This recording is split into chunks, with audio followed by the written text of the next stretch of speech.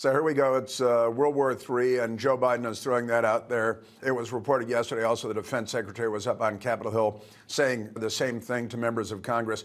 Oh, if we got to rush the money to Ukraine, otherwise Putin's going to attack NATO, and we're all going to die because Joe Biden. Right. Well, actually, what I want to know is the first time in American history, isn't it, that suddenly Democrats care about anything on the international arena? Usually it's Republicans that are on that side. And then also, think about it. I mean, if we don't protect our own border, we aren't really a nation. We're not a sovereign nation. So we have to take care of our own border before we prance around the world looking after all the other borders. Now, is it going to be an issue if Putin goes into any other NATO country? Absolutely it is. But there isn't a plan, there isn't a strategic outline in terms of what exactly where that money is going and what we're doing with it. And also, we give him $61 billion. The latest go around, Biden wants $61 billion more for Ukraine. Otherwise, Putin's going to attack NATO, which doesn't add up. And the vast majority of Americans, they're raising this question about saying, I don't know if we want to provide more Ukraine funding. I do think the accountability, the transparency piece of this is very important,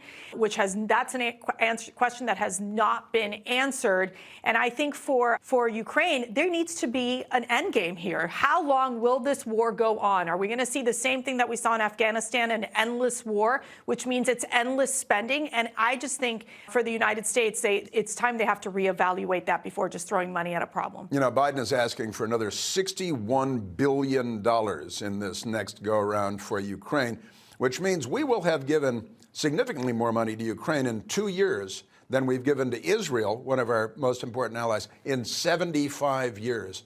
And if we don't, well, then Putin's going to attack NATO, which doesn't make any sense. Well, I think one of the things that people generally agree about is that Vladimir Putin, as you said, he's a bloodthirsty dictator, and one of the things that he wants to do is reunite the old Soviet Union. That's kind of one of his goals. So he wants some of those Eastern European nations, and it is very possible that, you know, he could go after that. I think Ukraine is a stopgap, and we want to avoid sending U.S. troops into any conflict and anywhere in the world, but particularly there. He was actually on record as saying that perestroika was one of the worst things that ever happened for Mother Russia. And of course, the biggest catastrophe of the 20th century was the collapse of the Soviet Union, according to Putin as well.